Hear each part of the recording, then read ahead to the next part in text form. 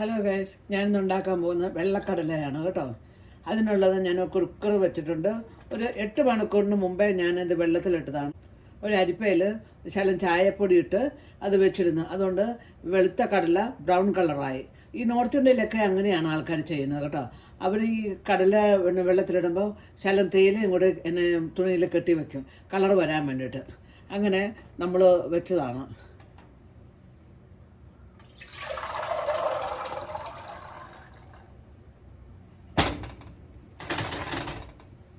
അതിൻ്റെ കൂടെ ഞാനൊരു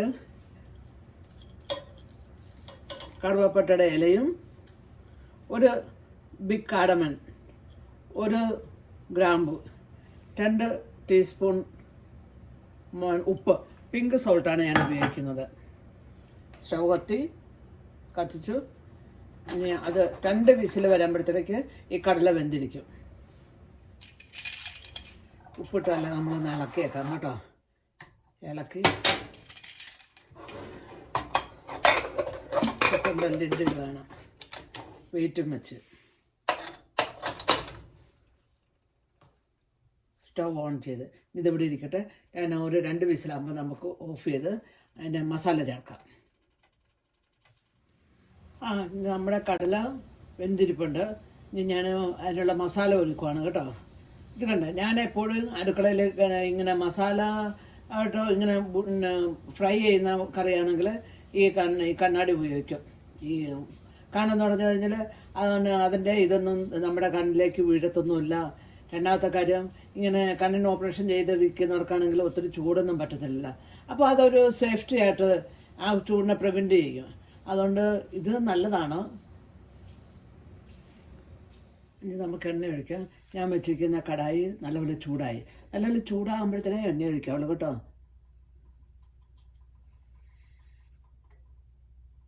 മൂന്ന് ടേബിൾ സ്പൂൺ എണ്ണയാണ് ഞാൻ ഉപയോഗിക്കുന്നത്. ഞാൻ 3 ടേബിൾ സ്പൂൺ എണ്ണ ഒഴിച്ച് ഇനി നമുക്ക് കടുകിടാം. എണ്ണ ചൂടായെന്ന് എനിക്ക് തോന്നുന്നു.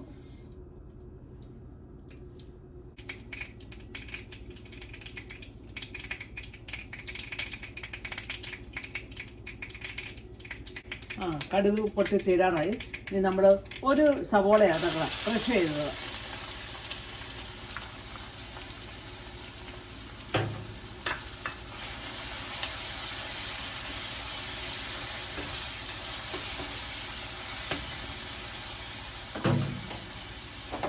നമ്മൾ കരിയാപ്പില ഇട്ടു, ഒരു തണ്ട് കരിയാപ്പിലാണ് ഇട്ടു കേട്ടോ.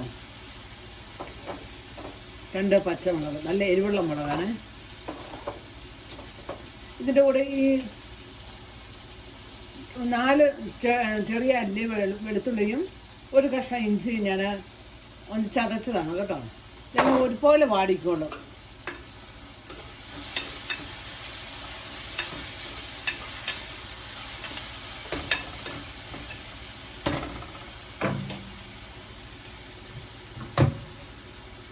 ലിഡ് എടുത്ത് വയ്ക്കാം.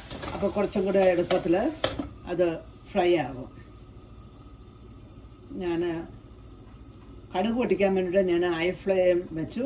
ഞാനിപ്പോൾ കുറച്ച് വെച്ചിരിക്കുക. നമ്മുടെ ഉള്ളി ജസ്റ്റ് ഫ്രൈ ആയിക്കൊണ്ടിരിക്കുന്നു. ഞാൻ എപ്പോഴും ഒരു സ്പൂൺ നെയ്യ് ഇടാറുണ്ട് കേട്ടോ.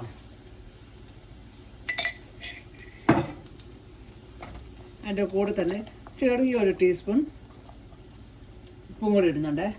കാരണം ഞാൻ 2 ടീസ്പൂൺ ഉപ്പ് ഞാൻ ഇട്ടിട്ടുണ്ട് ഓൾറെഡി കടലയുടെ കൂടെ. അതുകൊണ്ട് അപ്പോൾ ഒത്തിരി ഉപ്പ് ചേർക്കുന്നില്ല.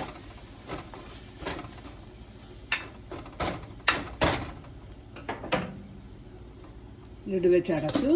അത് 15 ഇരുന്ന് ഫ്രൈ ആകും. ഉള്ളി ഇതേണ്ട ഒരു വിധം ഫ്രൈ ആയിട്ടുണ്ട് കേട്ടോ. ഇനി നമ്മൾ 2 ടൊമാറ്റോ അരച്ചതാണ് കേട്ടോ. അപ്പോൾ നല്ലപോലെ അരപ്പ് നല്ല ഡൈല്യൂട്ടായിട്ട് കിടക്കും.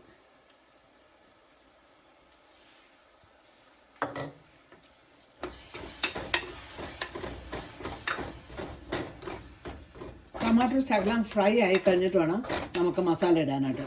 ഞാൻ വളരെ കുറച്ച് മസാല ഉപയോഗിക്കുന്നുള്ളൂ. കാരണം കുട്ടികൾക്കും കൂടെ കഴിക്കണമെന്നുണ്ടെങ്കിൽ എരിവും ചില മസാലയൊക്കെ കുറഞ്ഞിരിക്കണമല്ലോ.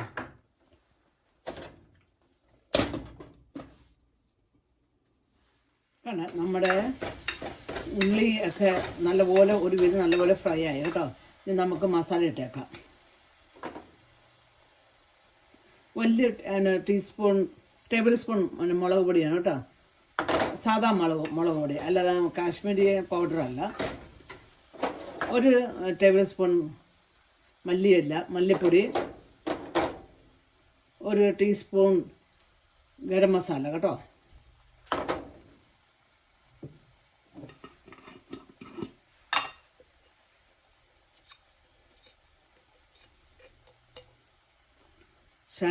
പിന്നെ കുരുമുളക് പൊടി,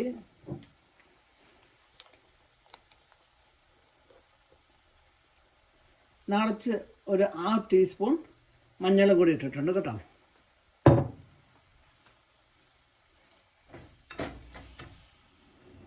ഇപ്പം നമ്മുടെ മസാല എല്ലാം റെഡിയായി കേട്ടോ.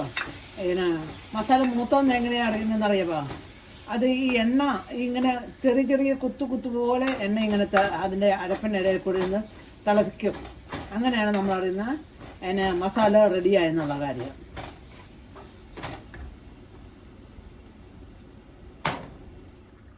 നമ്മുടെ കറി മസാലയായിട്ട് തിളച്ചുകൊണ്ടിരിക്കണേ. ഞാൻ വേറൊരു പാത്രത്തിലേക്ക് ട്രാൻസ്ഫർ ചെയ്തത്. അതൊരു ശകലം സ്ഥലം കുറവായിരുന്നു കേട്ടോ. 2 കപ്പ് പിന്നെ കടല എടുത്തുള്ളൂ, വെള്ളക്കടല എടുത്തുള്ളൂ. പക്ഷേ അത് കുതിർന്നൊക്കെ വന്നപ്പോഴത്തേനും ഒത്തിരി ക്വാണ്ടിറ്റി ഒത്തിരി ഉള്ള പോലെ തോന്നി. പിന്നെ ഇത് വെന്തൊക്കെ ലാസ്റ്റിൽ നമ്മൾ ഇങ്ങനെ ഒരു ശകലം 2-3 ഒരു ശകലം നമുക്കിങ്ങനെ ഞെക്കി കൊടുക്കണേ. അപ്പോൾ അതങ്ങനെ അലുത്ത് കറിക്കൊരു ടേസ്റ്റും വരും, ഒരു കൊഴുപ്പും കിട്ടും. ഇവിടെ നമ്മുടെ കേരളത്തിൽ അങ്ങനെ ചെയ്യുന്നുണ്ടാകുന്ന എനിക്കറിയാമില്ല. ഈ നോർത്ത് ഇന്ത്യൻ സ്റ്റൈലൊക്കെ ഇങ്ങനെയൊക്കെ തന്നെയാണ്. പിന്നെ ഞാനൊരു ശകലം കസ്തൂരി മേത്തി ഇടുന്നുണ്ട് കേട്ടോ. ഞാൻ അതെടുത്ത് കൈക്കാട്ട് ഇങ്ങനെ വെച്ച് ഇടും.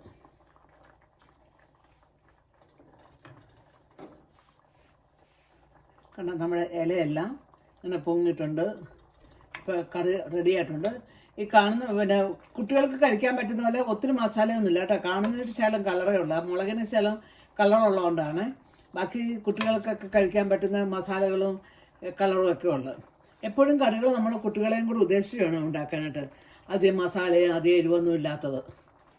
കാരണം വലിയവർ മാത്രമല്ലല്ലോ കഴിക്കുന്നത്. വലിയവർക്ക് വേണ്ടിയിട്ട് മാത്രമാണെങ്കിൽ ചിലർക്ക് ഒത്തിരി മസാലയുള്ള കറികൾ ഇഷ്ടമാണ്. അങ്ങനെയുള്ളപ്പോഴത്തേക്ക് അങ്ങനെ നമുക്ക് ഉണ്ടാക്കാം. ഇനിയിപ്പോൾ റെഡിയായി. ഞാൻ മല്ലിയില ഇട്ട് ഞാൻ ഓഫ് ചെയ്യാൻ പോവാണ്.